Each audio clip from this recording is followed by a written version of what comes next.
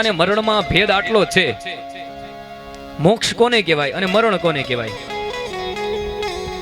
મરણ એટલે ઈચ્છાઓ અધૂરી રહી જાય અને શ્વાસ પૂરા થઈ જાય એને મરણ કહેવાય. ફરીવાર સાંભળજો, ઈચ્છાઓ અધૂરી રહી જાય, ઈચ્છાઓ જે પૂરી ન થઈ હોય અને શ્વાસ પૂરા થઈ જાય એને મરણ કહેવાય. પણ શ્વાસ હજી પડ્યા હોય અને ઈચ્છાઓ બધી સમાપ્ત થઈ જાય એને મોક્ષ કહેવાય. અને આ મોક્ષ જ્યારે દ્વારિકા વાળાની કૃપા હોય ને ત્યારે જ પ્રાપ્ત થાય, અન્યથા ન થાય.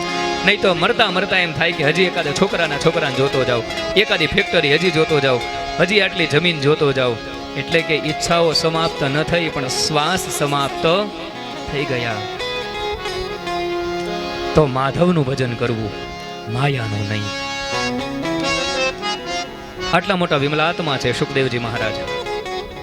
જો એક જીવાત્મા હોય, એનાથી ઉપર મહાત્મા અને એનાથી ઉપર પરમાત્મા. આ ત્રણેયમાં ભેદ એટલો, જે જીવાત્મા છે ને એ માયા નચાવે એમ નાચે ને એને જીવાત્મા કહેવાય. માયામાં રહે પણ માયાથી નિર્લિપ્ત રહે, એનાથી લેપાય નહીં, એને મહાત્મા કહેવાય. માયામાં રહે પણ એને માયા સ્પર્શ ન કરી શકે, એને મહાત્મા કહેવાય.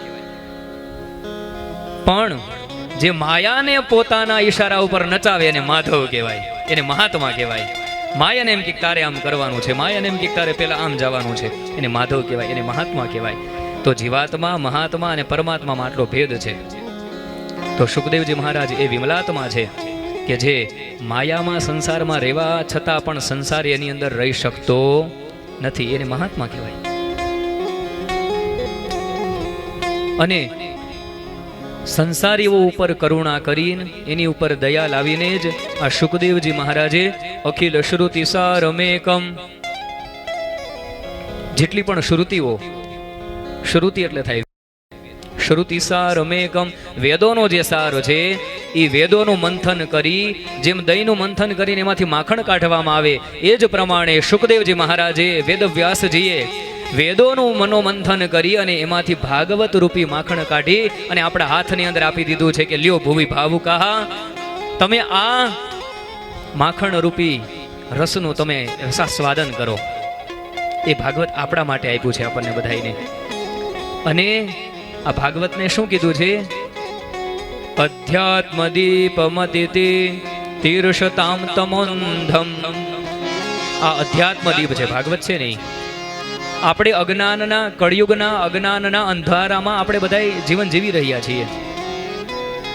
આપણે બધા જીવન વ્યતીત કરીએ છીએ, જીવતા નથી. શું કરીએ છીએ? જીવન વ્યતીત. 20 વર્ષ ગયા, 25 વર્ષ થયા, 50 વર્ષ થયા, આપણે બધું વ્યતીત કર્યું.